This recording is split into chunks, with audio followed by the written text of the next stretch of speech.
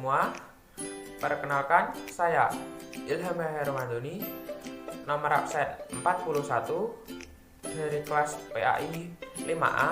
Di sini saya akan mempresentasikan mengenai materi konversi agama. Apa sih konversi agama itu? Perlu kita telah lebih dalam. Langsung saja kepada materinya. Yang pertama yaitu pengertian konversi agama. Dalam Kamus Umum Bahasa Indonesia, kata konversi diartikan sebagai perubahan dari satu sistem pengetahuan ke dalam sistem pengetahuan yang lain.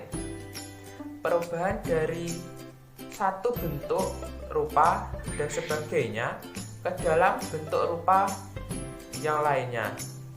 Sedangkan agama sendiri, agama dapat diartikan sebagai suatu ketaatan atau penyerahan diri kepada kekuatan yang telah lebih tinggi dari manusia, yang dipercaya mengatur dan mengontrol jalan alam dan hidup manusia.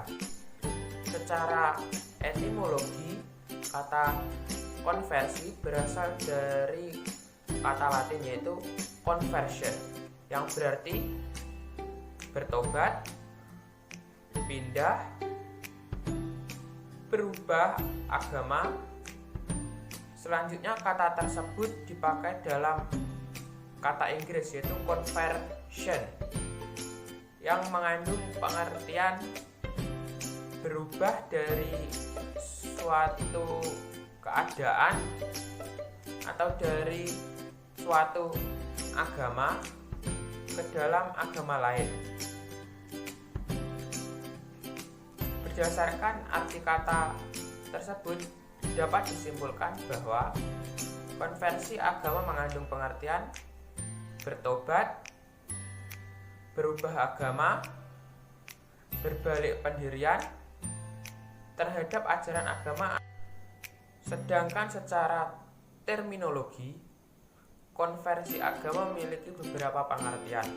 Di antaranya menurut Thales, konversi agama adalah istilah yang pada umumnya diberikan untuk proses yang menjurus pada penerimaan suatu sikap keagamaan. Proses itu bisa terjadi secara berangsur-angsur atau secara tiba-tiba. Sedangkan menurut Zakiyah Derajat, konversi agama berarti berlawan arah, yang dengan sendirinya konversi agama berarti terjadinya suatu perubahan keyakinan yang berlawanan arah dengan keyakinan semula. Berdasarkan uraian di atas, dapat disimpulkan bahwa konversi agama adalah perubahan keyakinan seseorang terhadap agama yang dianutnya. Perubahan tersebut bersifat intern seperti tetap dalam keadaan yang telah dianutnya, tetapi dengan ketaatan yang lebih baik atau pindah agama ke agama lain dengan keyakinan yang lebih baik. Selanjutnya yang kedua yaitu mengenai ciri-ciri konversi agama. Konversi agama banyak menyangkut masalah kejiwaan dan memiliki pengaruh terhadap lingkungan tempat tinggal. Adapun beberapa ciri-ciri konversi agama itu sebagai berikut, yaitu yang pertama, adanya perubahan arah pandang dan keyakinan seseorang terhadap agama dan kepercayaan yang dianutnya. Yang kedua, perubahan yang terjadi dipengaruhi kondisi kejiwaan, sehingga perubahan tersebut dapat terjadi secara berproses atau secara mendadak. Yang ketiga, yaitu perubahan tersebut tidak hanya berlaku bagi pemindahan kepercayaan dari suatu agama ke agama lain, akan tetapi juga termasuk perubahan pandangan terhadap agama yang dianutnya sendiri. Kemudian yang terakhir ataupun yang keempat, selain faktor kejiwaan dan kondisi lingkungannya, maka perubahan itu bisa disebabkan oleh faktor petunjuk dari Tuhan Yang Maha Esa. Selanjutnya yaitu yang ketiga mengenai jenis-jenis konversi agama. Konversi agama sendiri dibedakan menjadi dua jenis, yaitu konversi yang bersifat internal dan konversi yang bersifat eksternal, yaitu sebagai berikut. Yang pertama yaitu mengenai konversi internal. Terjadi saat seseorang pindah dari mazhab ke perspektif tertentu, ke mazhab dan perspektif lain, tetapi masih dalam lingkungan agama yang sama. Kemudian yang kedua, konversi eksternal. Terjadi jika seseorang pindah dari satu agama ke agama lain. Selain itu, terdapat dua jenis perubahan dalam konversi agama, yaitu sebagai berikut. Yang pertama, jenis perubahan secara bertahap, yaitu konversi yang terjadi secara berproses sedikit demi sedikit hingga kemudian menjadi seperangkat aspek dan kebiasaan tak rohaniah yang baru. Yang kedua, jenis perubahan secara drastis, yaitu konversi yang terjadi secara mendadak. Seseorang tanpa mengalami proses tertentu tiba-tiba berubah pendiriannya terhadap suatu agama yang dianutnya. Selanjutnya yaitu yang keempat mengenai faktor-faktor penyebab konversi agama. Dalam proses konversi agama terdapat 4 faktor yang pengaruhnya besar yang bekerja secara bersamaan, yaitu yang pertama mengenai faktor psikologis.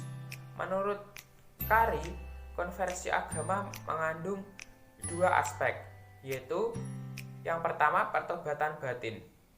Pertobatan batin ini timbul dari diri seseorang oleh karena kesadaran subjek itu atau kelompok yang bersangkutan. Terus yang kedua, pertobatan lahir. Pertobatan lahir datang dari faktor-faktor luar yang menguasai subjek atau kelompok itu. Kekuatan luar tersebut bisa jadi sesuatu yang menyenangkan atau juga yang menyusahkan. Selanjutnya yaitu yang kedua, faktor sosiologis. Proses psikologis pertobatan yang dijelaskan di atas tadi tidak dapat berdiri sendiri, akan tetapi juga dipengaruhi faktor dari luar yang disebut juga dengan faktor sosiologis. Dengan demikian dapat dikatakan bahwa konversi agama terdapat pengaruh timbal balik antara kekuatan dalam batin dan kekuatan dari luar batin, antara faktor psikologis dan juga faktor sosiologis. Yang ketiga yaitu faktor kultural. Kelompok agama baru juga bisa menjadi penyebab faktor sosiologis yang dijelaskan di atas tadi. Hal ini terjadi karena pada saat suatu kelompok yang beragama adat ketika mereka menemukan atau mendengar agama baru yang lebih terbuka dari segi ilmu pengetahuan, seperti masuknya Islam di Indonesia, di mana Islam mengajarkan pada mereka doktrin monoteisme, ajaran syariat yang praktis, tidak mengenal perbedaan kasta, tidak adanya separatisme agama dan negara, bahkan ilmu pengetahuan eksakta yang tinggi sehingga bermunculan. Selain itu, para filsuf dan ilmuwan-ilmuwan muslim seperti yang dikenal Ibn Rushd di dunia barat. Yang keempat, faktor ketuhanan. Kajian terhadap hal ini tidak dapat dikaji secara ilmu sosial maupun psikologis, karena Tuhan memberikan wahyu dan petunjuk dengan hal yang tidak bisa dicerna oleh akal manusia. Selanjutnya yaitu yang kelima mengenai tahap dan proses terjadinya konversi agama. Tingkatan konversi agama itu juga amat beragam pada diri individu. Ada yang dangkal dan ada pula yang mendalam, disertai dengan kegiatan agama yang sangat menonjol sampai kepada perjuangan mati-matian. Ada yang terjadi secara tiba-tiba dan ada pula yang terjadi secara berangsur-angsur. Namun secara umum, proses konversi agama tersebut melalui beberapa tahap, yaitu sebagai berikut. Yang pertama, masa tenang pertama, di mana segala sikap dan tingkah lakunya serta sifat-sifatnya menunjukkan acuh tak acuh terhadap agama. Yang kedua, masa ketidaktenangan.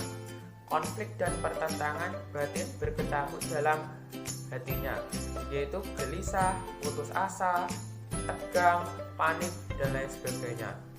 Baik disebabkan oleh moralnya, kekecewaannya, atau yang lainnya.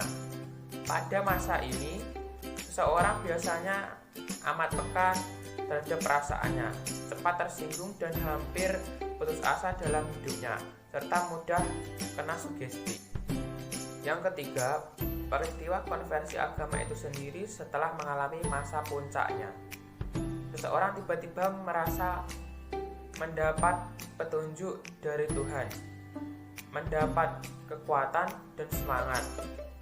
Gejolak atau konflik yang terjadi dalam dirinya tiba-tiba menjadi reda, jiwa menjadi tenang dan damai berkat keyakinan barunya. Yang keempat, keadaan tenang dan tentram. Setelah krisis konversi selesai, maka timbullah perasaan atau keadaan jiwa yang baru. Rasa aman dan damai di hati, lepas dari segala dosa, segala persoalan menjadi tenang dan dapat diselesaikan. Yang kelima, ekspresi konversi dalam hidup. Tahap terakhir dalam konversi agama ini ialah pengungkapan konversi agama dalam tindak tanduk, perbuatan, sikap dan perbuatan sesuai dengan tuntutan ajaran agama. Dengan demikian, dapat disimpulkan konversi agama itu sebenarnya melalui tahap-tahap yang agak panjang. Namun apabila tidak dipertahankan dengan teliti, tahap-tahap itu tidak begitu kelihatan. Bahkan sekilas dipandang tidak menunjukkan adanya perubahan-perubahan pada diri seseorang tersebut, yaitu tiba-tiba ia sudah menyatakan secara terbuka telah berpindah agama, sehingga terkesan kejadiannya begitu tiba-tiba atau mendadak.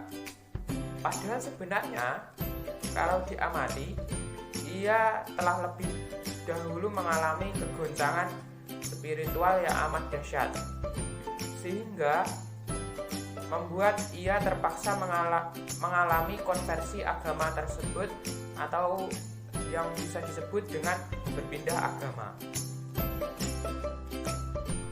Sekian presentasi dari saya, ada kurang lebihnya mohon maaf. Allahumma fiq ila aqwamit thoriq. Wassalamualaikum warahmatullahi wabarakatuh. Bye bye.